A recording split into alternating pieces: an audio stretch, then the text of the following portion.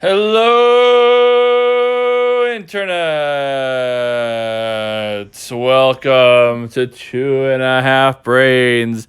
This is the latest and, for the time being, final discussion of Survivor Season 42.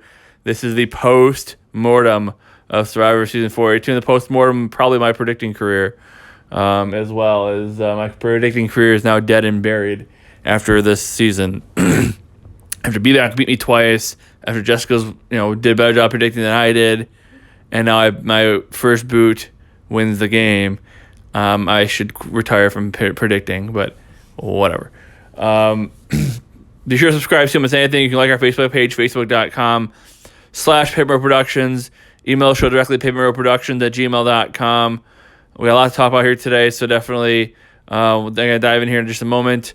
A lot to go over, a lot of future stuff to talk about, lots of the current seasons. We put the current season to bed and talk about what's coming next as we get to the long break over the summer. So before I do that, let me go ahead and bring in the co-host of the show, Jessica. Welcome to the show. Hello, people. How you doing? I'm good. How are you? Oh, I realize what your intro now reminds me of, and it's going to ruin it for you. What's that? Can you smell what The Rock is cooking? Great. Freaking Dwayne. That's all I can hear. Going hello, and I'm hearing smell. Yeah, exactly. All right. Well, that's good. Yeah. They're going to change it now? Or not? We'll see. I might just be retiring after this season. So You did say that you were going to retire. I know I should. You won't. You'll persist on. I don't know. I really don't know. So give me your overall thoughts of the season or the finale in general. Just some quick overview or quick thoughts. I predicted a lot of what was going to happen before they said it, so that was fun. I was doing that when we watched stuff. I wasn't entirely shocked at how it ended and who won, but it was entertaining. There was some shock value to a couple of points, but it was good. I enjoyed it better than last season. Let's just say that. Yeah. So let's go ahead and start here. Then we'll start with the winner and the finale itself. So the finale was an entertaining finale. The jury was great. The jury was really good. Yep. Obviously we were really pumped when the Holdresses won the Amazing Race. I hadn't been that pumped really since I was really rooting for Sarah when she won. I was really rooting for Mike when he won. Aside from that, I haven't really been. I guess I was rooting for Nick when he won. But aside from that, it wasn't really there hasn't really been a winner that really lit me up, right? I was really pumped to see this person win, and I was kind of getting that way for Lindsay. Obviously, she goes out right at the final 5, was so close to winning the immunity challenge, and she would have been in the final 4, and then who knows? But Mike pulled it out. Lindsay won it. Lindsay found an advantage in that final 5 immunity challenge, and used it and almost won, but Mike ended up pulling it out, winning his first immunity. Lindsay goes out, and then in the final 4 challenge, you called it. Romeo. It was the arm tied by the back, went the ball in, and Marianne said what the name of the challenge was. I don't remember what it was, but it's like the challenge, ball. It's named after somebody that created it, I thought. Yeah, right? something like that. Yeah. I don't remember what the name is. And it's the ball goes back and forth, and the other thing, and it's a hypnotizing one. Yeah, there's a track, and you hit one track, and it goes the other side. You hit that again. It's a lever or whatever. Yeah. A switch, if you will. Yeah. Yeah, I called that as soon as they started walking out. I said, wouldn't it be something if Romeo wins this one? I'm like, I think he's gonna win this one. He's gonna blow it all up, and he's gonna take Marianne with him. Boom. Yep, and you called that, and that's exactly what happened. Romeo wins, takes Marianne, puts Mike against Jonathan in the fire making challenge.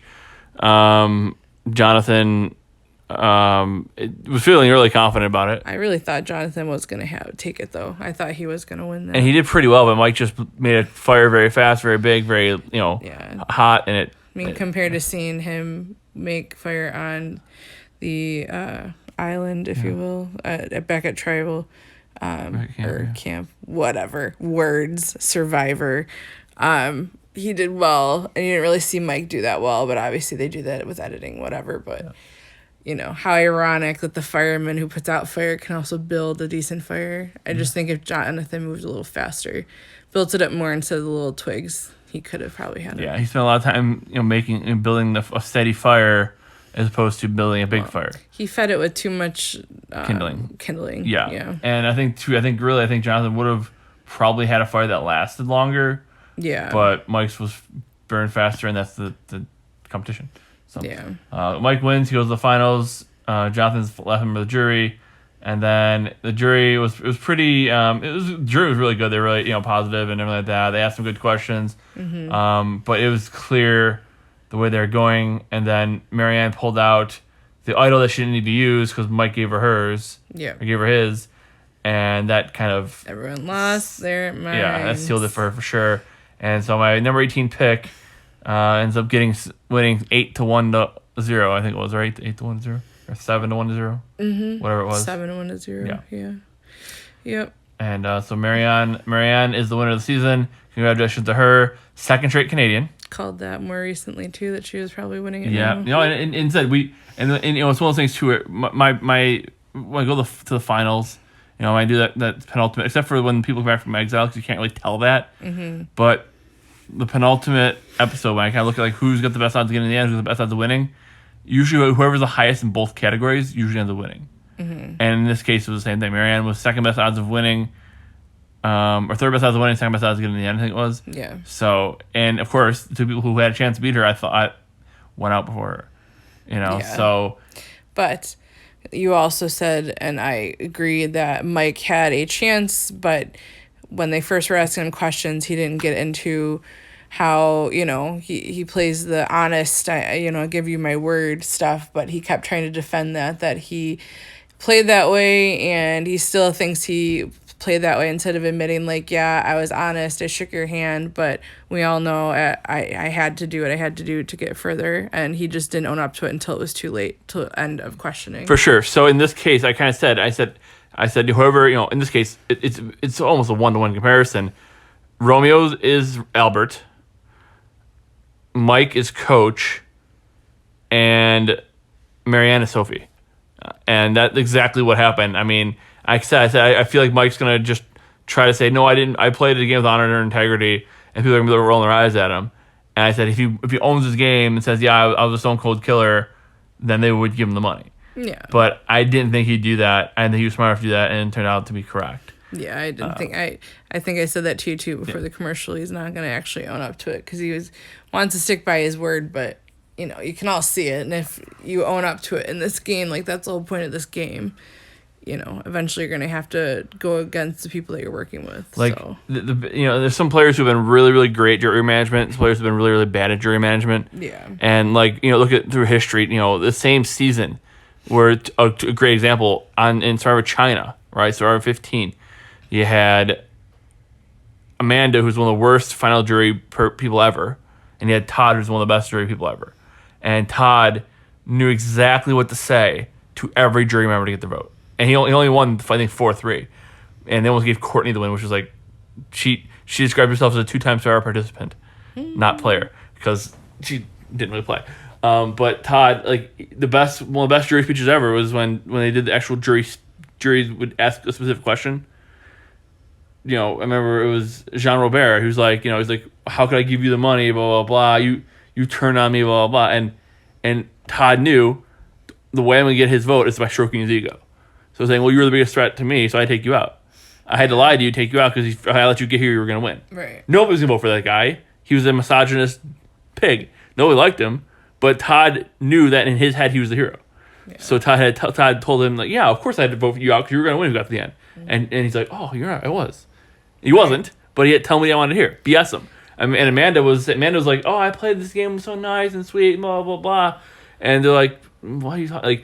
The jury's, it doesn't matter what your perception is, it matters what the jury's perception is. Right, and I mean, he could have easily did that. However, in a lot of points, I think it was, who's your, Chanel? Chanel. She asked him if he played with more emotion or strategery, basically. Yeah. And we all know there was so many emotional decisions that he made, especially for her. That was an emotional decision. So, he owned up to that part, but he could have owned up to knowing who is a threat or not a threat with all of this. No, 100% agree. And, I mean, that's so true. I had to go rescue the cat from jumping off of the freaking, Long live the king. Exactly. But yeah, so I mean, and that's as I said, that was one thing he could have definitely done. Boston Rob says that he said the reason he is really good at the game. And he said he's played 5 times now, won once. So how great is he? Whatever. But he's gotten the end twice. He's done. It's funny. He's gotten the end twice and got pre-merge 3 times, or pre-jury 3 times. So whatever. He either goes to the end or he goes out early. Right. But he says, which is a really smart way to play. And it's kind of also like he plays poker, and that's why he does well at poker. Because he says, it's not what you think. It's not what the jury thinks. Yeah. It's what the jury thinks you think. Yeah. Right? And so their perception is the reality. So you can say, you're wrong, it's not what happened, but they don't care. Right. Because they see it the way they see it. Right. And you have to look it through their eyes at the game. Right. You can't look at them. You can't look at you. You have to look at you through them. Mm-hmm. However, no one was bitter this year, which was refreshing and very nice. Very, very true. And kind of how they went out of the game, you could tell that was how it was going to be, which is why it makes even more sense to structure how you see the things through their eyes, because they're not going to be like bitter and wanting to destroy. They're going to respect gameplay. Yeah. Like last season, they were bitter and they just wanted the person who was nice to win. This season, they want the person who played the best game to win, and you could tell that by how they went out of the game. I mean, Dre came out and her, I guess, what do you call it, a confessional before the jury speaks. Yeah. Yeah. Okay. Whatever it's called. Yeah. And they asked, or she basically said that she wants to vote for Marianne, but she's not just going to vote for her because she's black. She wants to know how well she played and what she did and everything else. And it's, it was nice to hear all of that stuff, that they want to hear what their game was and they want to vote based off of that than anything else. So let's talk about Marianne as a winner, because this is very interesting. I relate her a lot to Ben, and in a very different way. That's kind of mean. Why? Ben did a lot too. I guess it's similar. Marianne did a lot too, but in a different way. The way I see it, they got the same edit. Like Ben got the edit of I'm a Marine, I'm here for the Marines, blah blah blah, and like had a different track, not like a winner track. Like I'm a Marine track. Marianne had I'm here to have fun, I'm a goofball track. Yeah, that's true. I mean, Ben also kind of got the edit constantly of that he was always on the bottom to get out, and her also, but in a different way. Yeah. People didn't really like Ben. It seemed like because he was being showboaty, right? And they didn't like that. Marianne, I know. Marianne, on the other hand, was just didn't take her seriously. Didn't take her as a threat, and she even said, and like so, in my defense, a little bit picking her as number 1 out, she was kind of on that track for a while until. A little after the merge, when things started, going. I mean, she really didn't start really playing hard until like the final 7, and guess what? That's fine. Like she actually kind of followed my strategy. Be a person aloof, be a person who doesn't care, be a person who's not relevant. Sleep in essence for the first half of the game, and then make a move in the final 6 or 7 and win. You have to make it a little bit earlier because of the fire making twist, but also you don't want to make it too early. A lot of people make it way too early. And they go out, because of that. But I really think, and I said, she followed kind of what I would do. I just didn't think she had it in her. Yeah, I mean, she really didn't stay in the background though, because she was kind of annoying to people and everything. Yeah. But they just didn't take her as a planner, strategic or planning anything with the game. So that's why they just kept her along until she did start planning, and nobody really caught on at that point. She was Erica if Erica made a move. Yeah. Erica made a couple moves. I mean, I like Marianne as a winner. Erica, she didn't do much, and I don't think she did a lot to earn it, but, no, I agree. That's what it is. I agree. So let's talk about Marianne as a winner. I think Marianne played a really good game. I think, I don't think she was the best player out there, but the circumstances fell the way they did, and she made, I would say she's there's 5 tiers of winners, 5 being, the best and 1 being the worst. I think she's maybe a 2 or 3. Not the worst winner. Not like a person who like a Fabio or an Erica, like Erica. Erica didn't do anything. She was just there, was likable, and the jury was mad at everybody else wanted to give it to her. She changed the course of time with the time, or what was it, hourglass, and it was nice that the person that did it this season didn't win. Yeah, no offense to Brox or anything, but no, for sure, I agree. And like I said, it's a stupid twist, so they shouldn't happen anyways. Yeah.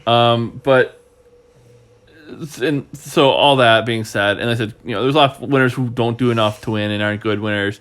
Marianne at least made a few moves, and she made them at the right times. Right. Like, a lot of people make moves and like, oh, you gotta make big moves, And like, Sierra Easton, the queen of big moves, she always, was like, yeah, make moves to win the game. And she kind of ushered that in. Russell Hands ushered that in. She ushered that in. And here's the great twist. I think Sarah played, she played 3 times? Yeah. Her 3rd time playing, she was the first person out of the game. And that tells you a lot of what you know. That was at the death of the big move era. And Erica smothered it to death last season by making no moves. Yeah. Right? Marianne, so I think that it has become, like, you make a move, you get taken out because you become visible. And I think the important thing is keep a threat or 2 with you. So they're always the one who's in front. Mm-hmm. Cut them or have them get taken out. And then and so really all you gotta do is you make the moves with the power player and then help them survive until you can cut them when it's too late for anyone else to cut you. Yeah. And that's really what you have to do. And that's what Marianne did. She rode, even if it was unintentionally, she rode with her power, Orange Alliance, right, with Lindsay, Jonathan, Omer. She helped take out Omer, and then Lindsay and Jonathan were going at it. They took each other out, in essence, and there was no one left to take her out. However, there's controversy around that Omer one because Jonathan was annoyed that Marianne was trying to say that she orchestrated the Omer vote. Really, though, if it wasn't for her and Romeo voting the way that they did, I don't think Omer would have gone out. 100%. So it's like she did kind of control that one 100%. as much as he doesn't want to admit it. But however, we saw how Jonathan was becoming anti-women towards the end, and just not anti-women. I don't want to say that against him, but he wasn't being very nice to the women that were remaining. It was very much a me man, me win. Yeah, right, exactly. And I like Jonathan. I do too. But that part was just. I do too. And again, if it's. We kind of talk about a lot in the past and kind of how the show has shifted, and it really started shifting around 15, 16 with Todd the game bot winning and then Parvati winning, and it kind of became the survival aspect be damned, because like those people wouldn't have survived on their own at all, right? But it's who plays the best game, and and that's kind of where it ultimately became, and now it's that on steroids. Now it's way now if you catch a fish, they're gonna boat you out 'cause you're not strategizing. It's just like Jonathan. If it's just straight surviving, Mike or Jonathan win the game, but it's not that. It hasn't been that in a long time, and Jonathan at least knew that enough to try to get himself into a good alliance and make moves, and like I said, he got to the end, he would have had a shot. I don't think he would have won. Yeah. But he worked. That's why he worked with Omer, right? And all that. So and Mike didn't wasn't playing a fast enough game to keep up with the game itself. But again, same thing. They know how to survive. It just wasn't. That's not how it is anymore. Yeah. Well, and Mike's, we said, biggest issue is he just didn't own up to his actual game. For sure. Yeah. And whether he had an actual game or not, I guess. Right. He made moves too, but again, he just didn't own them. Where Marianne made the moves, same type of moves near the end of the game. Yeah. Didn't do it emotionally, did strategically. Right. And she also, owned them. She said, "This is what I did. Here's how I played." Yep. And that's smart. I've said before, if I ever played Survivor, I would align with Jonathan and then vote him out like final 10. Because he can get me food, he can get me shelter, he can do all that, and then just once I have everything, I get a full belly, I'll vote him out. Right. That's kind of how it is. That's why Ozzy can't really ever win the game. Same thing. So, because he's always fishing. So, let's go ahead and move on now. We'll switch gears a little bit, and we'll talk about what's next, or what's the next thing we want to talk about. I don't know. I've kind of been jumping around on here, so the second thing on there. Me. What we got right and what we got wrong. Yeah, so just kind of an overall recap of that. We did kind of talk about that a little bit, but you got a lot more right down the stretch as usual. I'm usually good about watching stuff and being able to predict it later on. So yeah, but in the beginning I didn't guess because I said I wasn't gonna be on here, and here I am. Yep, and the season was better, so it helped. But yeah, I said, look, if you look at my final, people, I got, was way off with a couple with the last few, but near the middle, I was pretty close. I had Lindsay going out 6th, she went out 5th. Yeah. So if you look at, and then some, I had my, I can look at some of the stuff I got right and wrong and everything, but we kind of said down the stretch. I think down the stretch we did pretty well. Down the stretch was where we thought it was going to go. I really hoped Lindsay was going to pull up. I thought she was going to be in trouble. I thought Jonathan wouldn't win. I thought Mike wouldn't own his game. And they said to kind of put a bow on the whole thing too with Marianne. Marianne's not a bad winner. She had, she had the smarts to not bring Lindsay with her, even though she had the idol that she could have made a move with. And I was hoping she was going to, and she's going to blow up her own game, Right.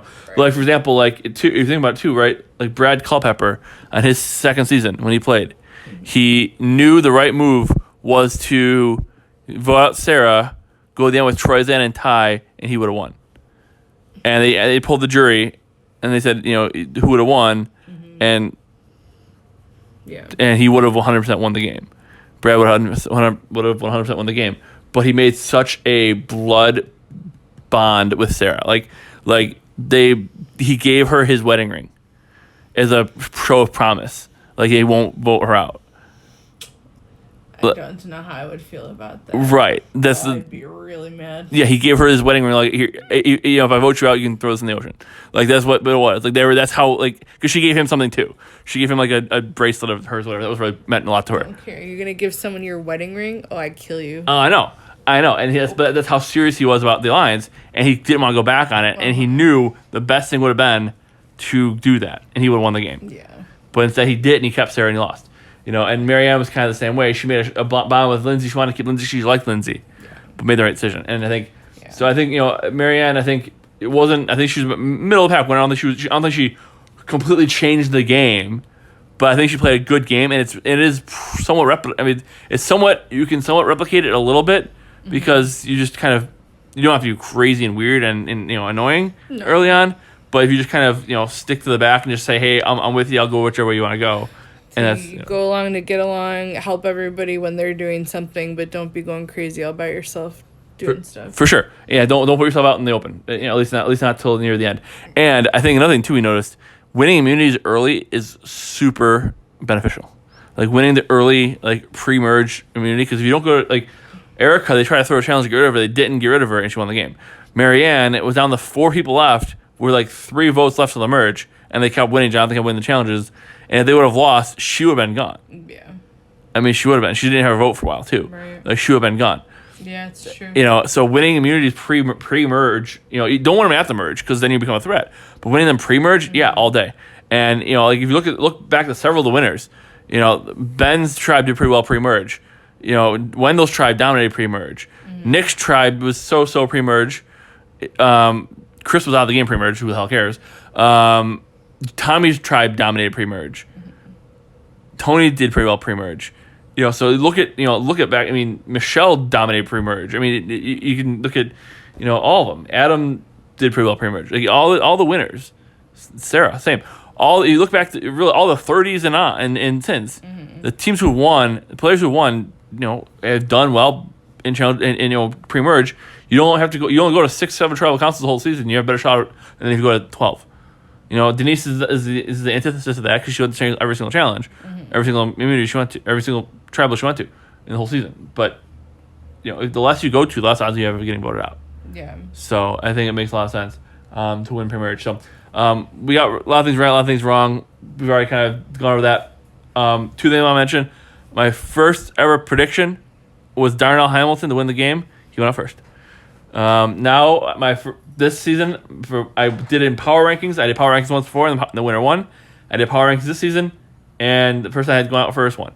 So kind of comes full circle. My winner pick goes out first. My first out wins, and that's all you need to know. Second thing I want to mention, this is cool. Second straight Canadian. They've had Canadians available to be on the show 3 times. 2 of the 3 times the Canadians won. And Marianne becomes the second black woman to win the game. That's good. We've had an Indian woman in Natalie, and then we had, I guess, Filipino.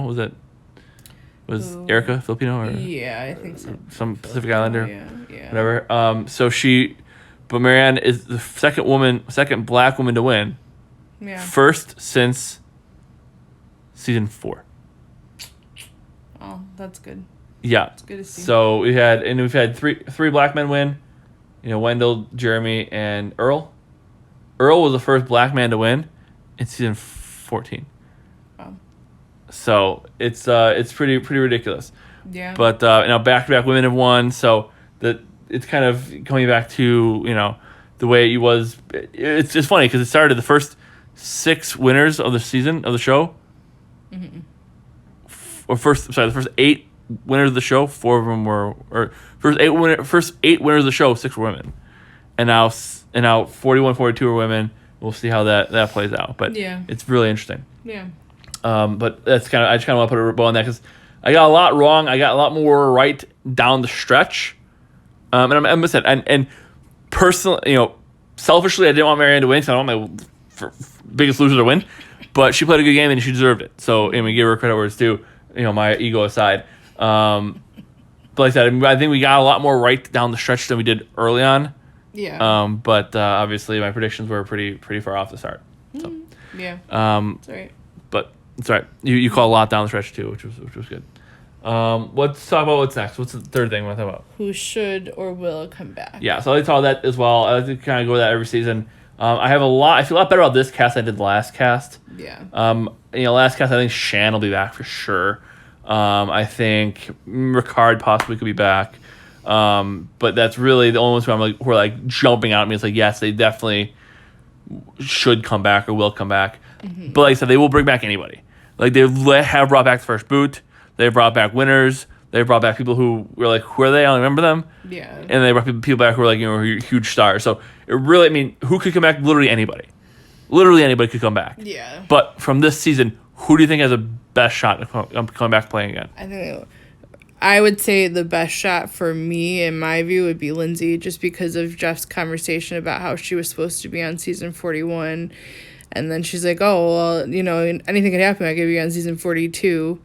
And, he got her on. So it's, she was good down at the end and entertaining and really pushed. And her and Jonathan's competition, I could see them coming back together in another season to see that competition again.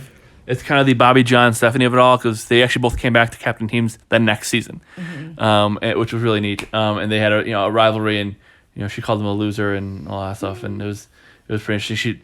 There was a tribe of 2. They got their entire tribe was estimated. There's 2 left. They had to make a fire making challenge to see who's staying in the game because there's only 2 left, and then the whole other tribe, and then she won and he got knocked out. The city girl beat the country boy, which was kind of funny.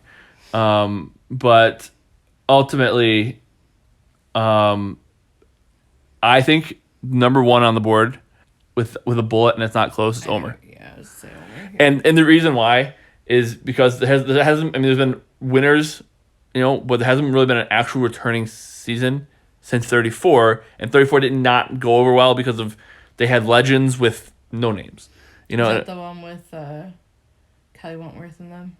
That was 38. There was a mixed, but the last full returning player season was 34, and that was Sarah's win.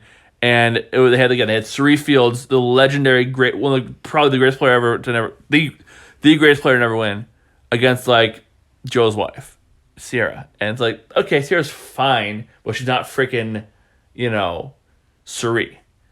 They had Sandra come back, and then they had Haley from season 30. It's okay, Haley had a couple good one-liners, but again, not Sandra. It wasn't great. And it didn't go over well. But and then they of course had 40, which is winners, so that's gonna be awesome. But I think the biggest thing now is diversity, and they haven't had a winner, a returning player season in a while. So you can kind of see, well, if you played 38 or 37, hell 35, your odds of coming back are way less than if you played now because recency bias. There's always if you're a nerdy white guy, you're getting there's one of those every season, and if the one after you is better than you're not coming back ever, right? Ryan Ulrich was fine, but Christian is coming back, not Ryan Ulrich. You know what I'm saying? Who would be the nerdy one in this season? Omer probably, but the diversity is huge. Yeah. And that's why they're trying to, they said they're going to have 50% people of color or LGBT, which is, that's their choice. But I think Omer is very unique. There's never been, there's never really been a Muslim. There's been a couple Muslims, but not, never one to make the merge. But not as successful. Not as successful, not as, not as good of a player, not as well-liked. Right, all those things. So I think he's 100% coming back. I'd be shocked if he doesn't. I could definitely see Lindsay as well. But again, there's a lot of white girls, but I think she's a little different too with her physical prowess. I just think of the competition between her and Jonathan. They'd want to see again because Jeff loved Jonathan as well. For sure, Jeff loves all the big guys. Jeff's the Vince McMahon of Survivor. I could see Drea. I could see High for sure. Yeah. High was another high on my list. No pun intended. Yeah, he was good. I liked High. I like Roxroy a lot too. I don't think he'll come back, but I do like him. Oh yeah. There's a couple other ones who are fun. There's nobody else who really jumps out at me, but again, I can see anybody really coming back. There's really nobody who's like, I'm like, there's like no way. I mean, I don't see all of them. I don't agree that I could see any of them coming back. No. Because there's a bunch that I wouldn't see coming back. Correct. But, I wouldn't have ever thought Haley Ford would play again. And she did. I wouldn't see Swati playing again. I wouldn't see Romeo playing again. Thinking that I had Swati. And then the first boot, I don't really Zach. see him coming back. I wonder if Marianne got his number. Yeah. Well, she got the money now, so. She never got to Ponderosa to hang out with him, so. Ponderosa, yeah, exactly. Oh, God. That's what she'd be saying too, right? Exactly. But yeah, so I said I think there's some people who definitely would come back, and not for nothing too. They have suggested that every other season going forward will be a returning player season, which again, who knows? The even seasons will be returning player seasons. I don't know if that's real. I don't know if that's a good idea. Even if they do another fans versus favorites, because they're casting a lot more people who know the game than they used to. So I would be fine. Like they did fans versus favorites too, and it was terrible because only like 2 of them were actual fans. The rest were recruits. And it was stupid. Which one? 26. Oh. So it was fans versus favorites. They did 16 and then 26 were fans versus favorites. And 26, they had like 2 people who actually applied for the show. The rest were recruits. So they weren't actual fans. And it was stupid. But now they're casting a lot more fans. So I think if they brought back the idea of fans versus favorites, it would go over a lot better, I think, because they have returning players who know the game versus actual fans. The first time they did it, the fans did okay. The second time they did it, the fans got annihilated because they didn't know the game. And I think if the fans usually the favorites usually do better because they've done it before. But yeah, but I hated season 38 because of that. No, I agree, but I also think if it was an entire tribe of it's got to be an even split. Yeah. I really think. And he said, and I also heard this. Jeff wants to do like a teenagers tribe at least, or a teenagers season, which I don't like at all. Not watching that. I don't like that at all. You will totally be on your own. TikTok stars galore. Get me out of here. I'm not even sitting here for that. No, brutal. Absolutely brutal. Jeff doesn't know. Jeff's a really bad producer sometimes. I mean, he the show's been on this long. He's done a good job with it, but he has some really, really bad ideas. All for the clout. I mean, they'll get tons of attention because of it and being TikTok stars on there and whatever. But I'm sorry, I can't put myself through that. No, and they said they're talking about lowering the age to 16 to be able to play, which is just. No. The young players don't ever do that well. I mean, Marianne was young; she did a good job, but like the young players don't do that well. 24. Yeah. I mean, that's young, but it's not that young. Right. You start getting into the younger kids, I'm sorry. And I don't even want to say it's this generation. It's every younger generation of that age range is always the same. Because our generation probably acted that way, even though I personally didn't act like that. But, like, it's a generational thing. I can't do it. And with modern technology and all that, too, I mean, it's worse than it ever was. Yeah. But it's funny, too, because you mentioned that, too. They did kind of a thing like that before. It was the boomers versus the Gen Xers on Survivor Africa, and the boomers like, these Gen Xers they're so entitled, they're so lazy, blah blah blah, and then literally 30 seasons later on 33, it was millennials versus Gen X. The Gen X like, these millennials are so entitled, they're so blah blah blah lazy, and I guarantee you, give another couple not 30 seasons, that was 30 seasons later. I'll do it 10 seasons later or whatever, 20 seasons after that, whatever. You'll have the Gen Xers versus the Gen Zers, or the millennials versus the Gen Z, and the millennials like, these Gen Zs are so lazy, and they're so entitled. We're already saying that in real life, right? So, I mean, and please don't tell me this is gonna be on for another 20 years. I can't. 20 seasons, so it's just 10 years. That's still hot. Still too much. I've said before, I'd love to see like a Survivors versus Superfans versus returning players or versus whatever. I'd kind of see like celebrities. You're gonna get E-list celebrities, not gonna get A-list celebrities, but like get whoever especially if they're gonna do a shortened season of 26 days as opposed to 40. That would be maybe something that would work better for a celebrity thing. But I mean that's either way, neither here nor there. I can see. They said if it's 44 is a returning player season, you can pencil in Janet, you can pencil in Christian, you can pencil in Angelina, you can pencil in, probably Omer, I would say for sure. You probably pencil in Shan. Again, especially with the diversity, they're getting more diverse people. Some of them are great, some of them aren't. But I think they're, it's going to be really. I've said before, if you can give me, I want good gameplay. So don't give me. Obviously you get the wild cards in there who mess things up and mess up other people's games, like Nora. That she was fun, she was entertaining, she wasn't a good player. Reem, same type of thing, right? Entertaining, just not a good player. But give me players like that. But I said I'll take 20 game bots too. I'll take 20 people who know the game really well and are trying to outplay each other all day. And that's why I like the returning player seasons, because you get much higher level of gameplay. They're not worried about, I'm gonna go fishing. No, I'm gonna sit here and strategically dismantle you, and I like that a lot better than obviously the fishing and camping part of it. Yeah. So we'll see who comes back. I said I have some strong takes, but again, there's some people I can see coming back again. And I said there's really they brought back Francesca twice, once, and she was the first boot 2 times. So I could see they can bring back anybody. There's nobody who I'd be shocked to see again, but at the same time, I think there's the ones we mentioned, they have a good chance, and there's like a second, third tier, and then like I guess if they're scared the bottom of the barrel, they can get like a Romeo, but yeah, he won't be back. Neither will like a Swati or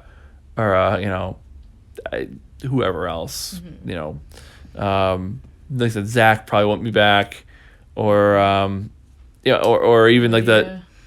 Lydia, yeah, or that was it Mariah. Daniel, yeah, Mariah, yeah. So there's some people I definitely wouldn't see again, especially if you're Daniel, if you're Zach, you're the Christian archetype. Christian's coming back over you. Well, that and Christian played a little bit better of a game, and Daniel just blew everything up at the one point, so it didn't make for a good game. Right, no, he didn't play well at all. Mm-hmm. Gabby, I can see Christian, Gabby both coming back. I also from last season, one that I didn't think about, who I would be shocked if I don't see again, is Evie. Yeah, I'm sure she'll be back. Yeah. Cool. Let's go and talk about the fourth thing we want to talk about. We have one more after this. What's the fourth one? The season as a whole. So the season as a whole, to kind of wrap up, put a bow on it. It's I know Gordon. I think it's Gordon Holmes does a season ranking every year. Like he updates the rankings every year and slots it in. Mm-hmm. Like it's here. This is season 42. This is the 36th best season. Whatever. Every season he does that. For me, I can't do that. And there's a big reason why. What do you think? Do you have any idea why? The actual reason or my reason? Because it's insane and I couldn't remember 40 seasons worth of TV shows. Sure. My reason is because season 3 and season 42 are not the same show. Yeah. So you can't. To me, you can't rank them. Like here's the thing. If I go back and watch the first 10 seasons, I'll have a shit ton of nostalgia. I'll be like, I remember watching this as a teenager, preteen even, right? Watching this, in 6th grade with my family. I'll go back and I'll enjoy that because they'll bring back those memories. They'll bring back that nostalgia. Season 20 was awesome because it was, the second time they ever did the second ever All-Star season. It was an amazing season. Had the best characters. The Villain Tribe is one of the greatest tribes of all time. They had 3 people who wanted to win later on. Just an amazing cast, amazing, everything. Just absolutely, stellar, season. Russell's season of 19 was fun. Steven's season of 18 was fun. There was some really good, Poverty season 16. There were some really good seasons in there mixed in. And then you get to the early 20s, and you're like, okay, this is kind of lame. And then the late 20s, it gets a little bit better. And then 30 is like the big gameplay, big moves, vote out your mom seasons. Those are the ones that you're like, this is huge. This is a different beast entirely. And then you get to the 40s, and it's not even. It's like it's a twist every 5 seconds, and a new advantage every 5 seconds. It's a different level of gameplay. It's way faster, not necessarily better. The nostalgia from the early stuff would be great, but it's not the same show. I mean, it is, but it's not. You know what I'm saying? So for me, I can't rank them like, oh, this is number 1, this is number 6, this is number 10, because it's like I can rank. I think if you rank them like top 10. You can rank the first 10 seasons in order. You can put the next the teens in order, the 20s in order, and so on and so forth. But I don't think you can be like, well, 30s is here, and then 12 is here, and then 6 is here. I think it's just a different show. There's so many things like you could go back and rewatch it, and like there's nothing that happens for like 4 or 5 episodes at a time. Like if you watch like the early seasons, put them on is like background noise. Because like nothing happens, and like some of the other seasons you'll want to really, really watch and see what happens. So I think it's why you can't really. I really couldn't rank them. Now I can rank the 30s. I think 31 was amazing. 33 was really good. 37 was really good. 34, then it kind of tails off, and 35, and and then you get to like 36. I think was terrible. 38 was horrible. 39 wasn't good. So you can kind of rank each decade, I guess you can say. But as far as like all the seasons together, it's hard to really say. So if you look at the 40, 40, 41, 42, I think 40 was obviously one of the best seasons I ever had. 42 was really good. 41 was horrendous. Not good. So I think you kind of put them in that certain order. I think you can do that, but I really can't say how. If I'm comparing it to last season, it was way better. The cast was better, the twists were the same exactly, but the cast was better, the jury was better, the winner was better, more likable cast, all those things. I think it was a lot better season than the season before. Was it the greatest season of all time? It's so hard to say. It definitely wasn't, but it's hard to say kind of where it lands overall because it's just a different show. It depends on what you like. If you like the survival aspect, you like the interpersonal relationships, all that stuff, then this is not you wouldn't rank this one high. But if you like, gameplay, twists, idols, all that stuff, okay, maybe. You know what I'm saying? Yeah. So what do you kind of add to that? I mean, I know you haven't seen a ton of, but how would you kind of put this one in what you've seen, and also compare it to last season? I mean, higher than last season, but I can't say I've watched enough to rank it in any particular order from the other episodes that I've watched. It's just, I can't really remember all of them. Yeah. No, for sure. And it said, I mean, so I can't really put it, slot it in. Oh, this is the 26th best season ever. What I can say is it was better than last season, and that's a good thing. I enjoyed it much more than I enjoyed last season. There was some race stuff in it, some LGBT stuff in it, which is fine. And I'm fine with that stuff as long as they don't beat you to death with it. As long as that's not the theme of the season. And so I think that's kind of enough there. The diversity of the cast was a strength in this case. They had very different people, very diverse, and a very good cast. Give me that. Don't give me we have to check boxes. Don't say, well, you're a black person, you're a gay person, you're an Asian person, you have to fit this mold. Like just give me a good cast. If they're all Asian, all black, all gay, I don't care. Just give me good quality, contestants. And I think this season too. I think one good thing about this season too is there are people from all over the country, and that's another thing that usually the best seasons you'll notice aren't like all LA and New York, or all Florida and all Texas, whatever. There's a very good range of people from different parts of the country, different parts of the in this case parts of the North America with Canada. So I think it was a way better season last season, way better cast, and so I'll take that as a win. Can't really say much else beyond that. Yeah. What else you want to say? I don't think I have anything else to add.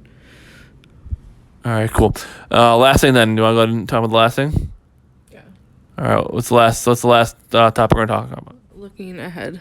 Yeah, it's looking ahead. So a couple things to look ahead to. Jeff says he really enjoys the immediate reading of the votes, and not waiting.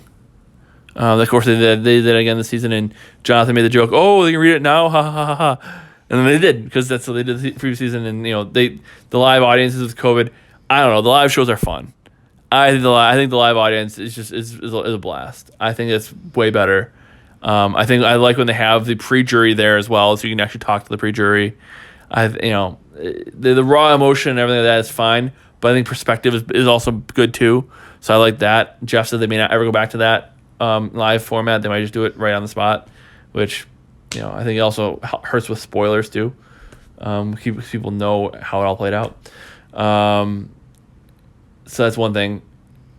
And they said they might alternate back and forth between different a new player season on the odd seasons, returning player on the even seasons. We'll see how that ends up playing. Like I said, I said before, I would watch all returning player seasons all the time with no more new cast, because if you have some who went out first, put them on and see how they do this time. I would be fine with that. Kind of different variations of different things, and you put different people with different twists with different tribes. Who I think you find things end up shaking out very differently.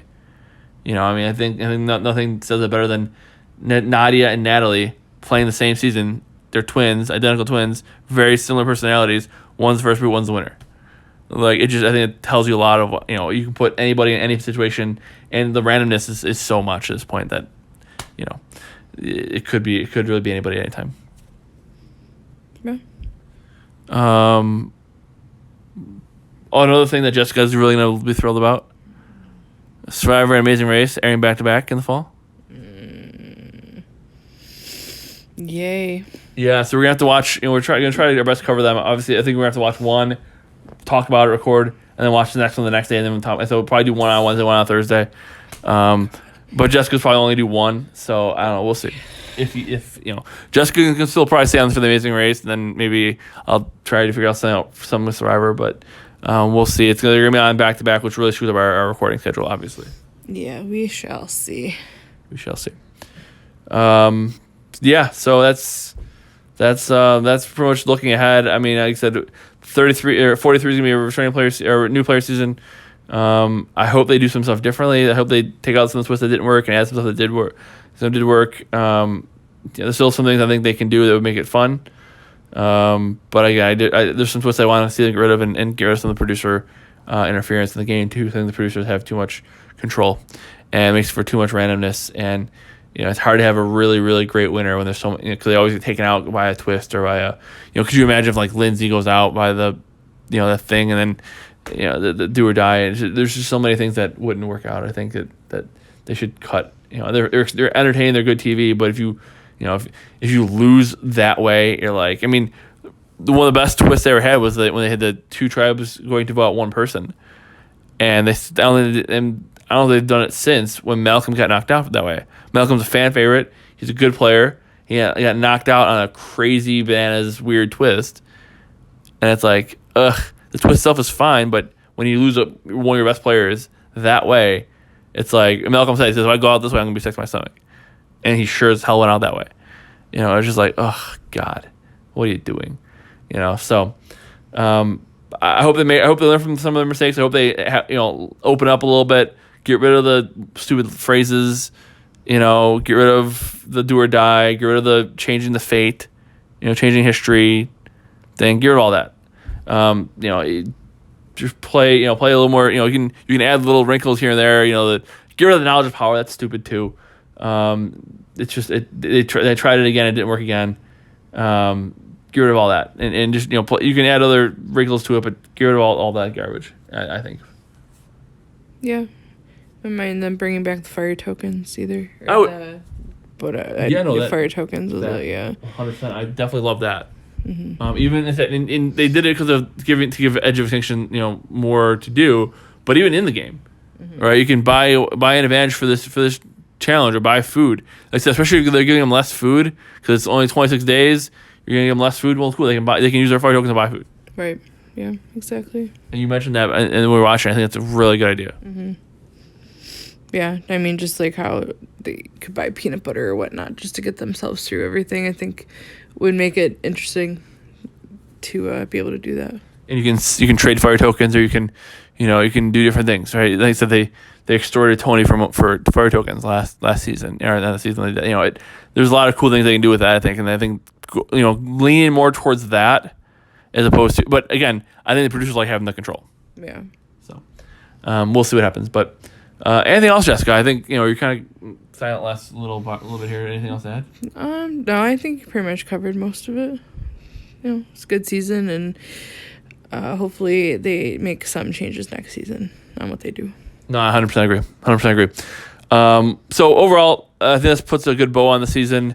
So thanks for listening. Thanks for being a part of it. Be sure to subscribe so you don't miss anything. You can like our Facebook page, facebook.com/PavementRoadProductions. You can email the show directly, pavementroadproductions@gmail.com.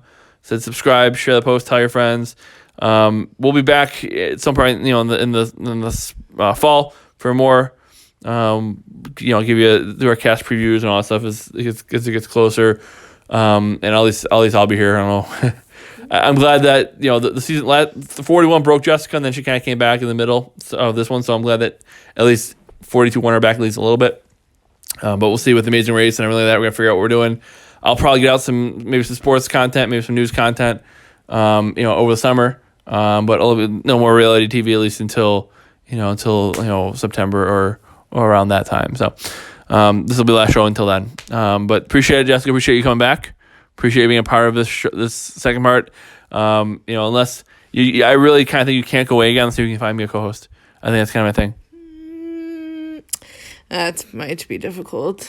Confucius say does not look good. At least Jessica can be there to talk about the Amazing Race with us. Maybe we'll have I think 34 or 35, whatever it is, of Amazing Race. Maybe we'll have another Holderness type family we can root for. That would just certainly be the dream.